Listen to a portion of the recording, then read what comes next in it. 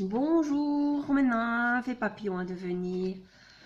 Alors, aujourd'hui, petite vidéo du 93e jour du défi de Lilou, 93 pour mes amis français.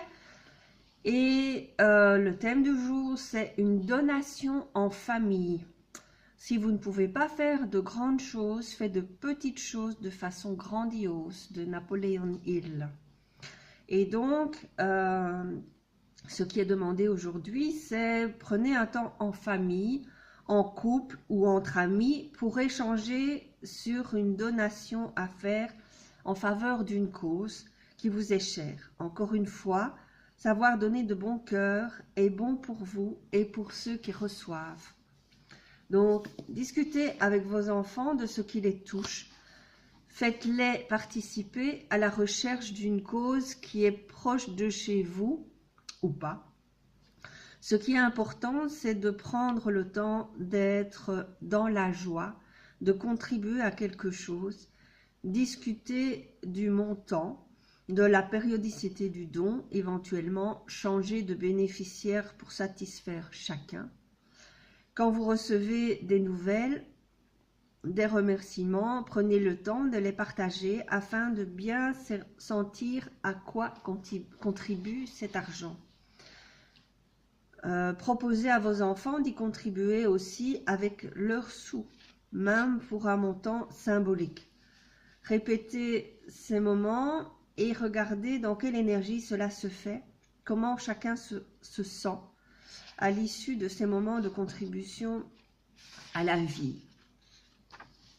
Alors, dernièrement, il n'y a pas tellement longtemps, j'ai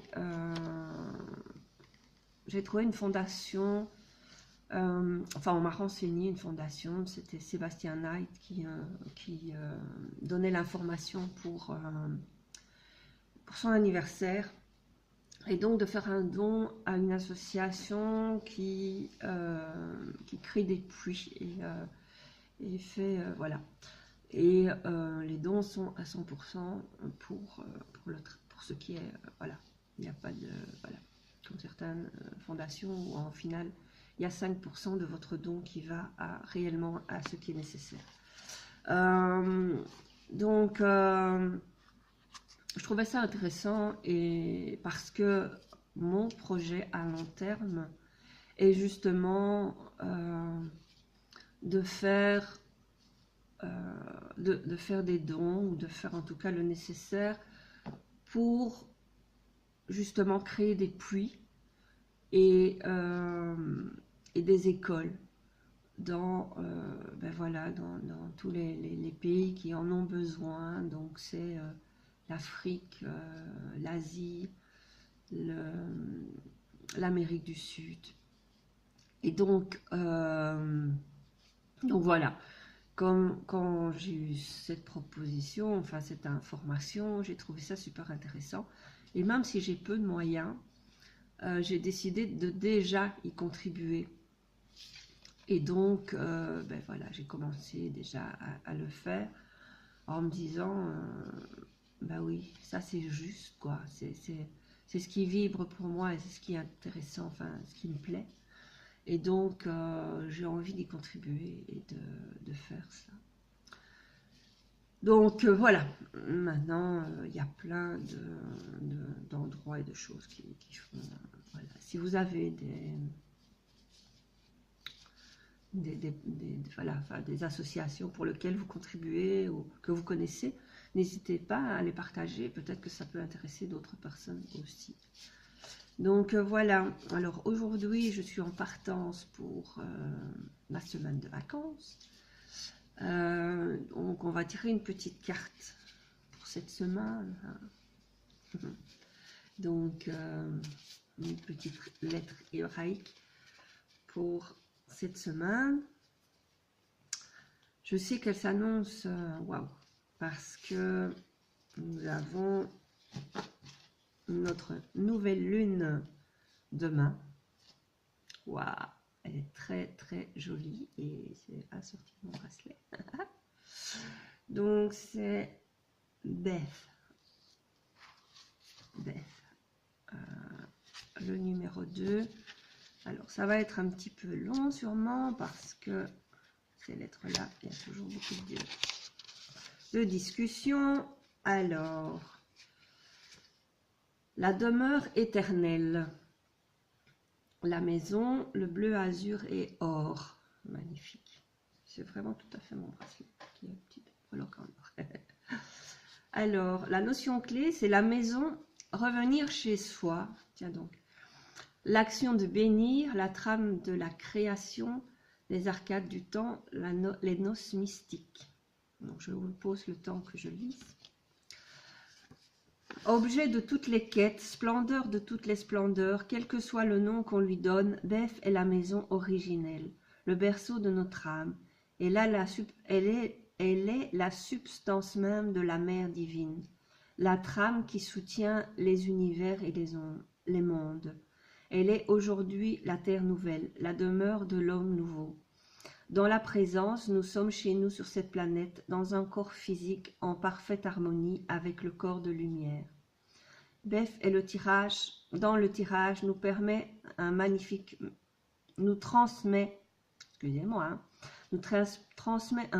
message. Le but de notre quête est proche. Elle nous invite à regarder une situation avec l'œil de l'intelligence, Bina en hébreu, qui ne se laisse pas tromper par les apparences. Elle nous hausse dans la conscience souveraine de l'unité. Également sur le plan du matériel, elle peut attirer notre attention sur le lieu où nous résidons, ou que nous prévoyons d'habiter. Nous devons l'aimer, le respecter, peut-être changer notre façon d'y vivre, et même l'identifier à la beauté de Beth. Beth est la claire lumière qui remplit toute chose, de l'infiniment petit à l'infiniment grand. Celui qui est revenu chez lui ne craint plus rien, car plus rien n'est extérieur, séparé de lui. Il peut goûter aux noces mystiques et connaître l'Eucharistie de l'ère nouvelle, où le corps lui-même est peint de vie, animé par le sang-lumière. Beth régit la planète Saturne. En effet, le temps est aussi notre demeure dans l'incarnation, offert à notre libre arbitre. Cette lettre extraordinaire est une clé précieuse pour le transcender et goûter la paix rayonnante de l'éternel présent. Beth est l'initiale du mot Baruch, utilisé pour bénir, Baraka, bénédiction. Elle est la lettre choisie par l'Éternel pour présider à la création du monde. Cela signifie que nous sommes tous bénis, quel que soit notre choix ou notre erreur, ou nos erreurs, car nous sommes les enfants de Aleph et Beth, le Père, Mère. Nous portons tous sur notre front la marque invisible de cette bénédiction sacrée. Décidément, excusez-moi, mais je chope sur tous les mots. La question de Beth. Âme de lumière, te souviens-tu que tu es mon enfant? Te souviens-tu de la demeure de soleil qui est la substance même de ta réalité? En ressens-tu la nostalgie? Réjouis-toi, bien-aimé, car aujourd'hui je viens à toi. En fait, je suis là et tu es en moi depuis toujours. Mais une partie de toi m'avait oublié et souffrait cruellement de l'exil. Veux-tu revenir totalement en moi et vivre la plénitude de notre communion? Tu le peux. Prononce à haute voix ton intention. Regarde-moi et fais un pas en avant. Plonge dans le poudroiement d'or de la spirale tourbillonnant en mon cœur. Oh, c'est pas celle-là, c'est celle-là. Vous voyez, la spirale d'or tourbillonnant.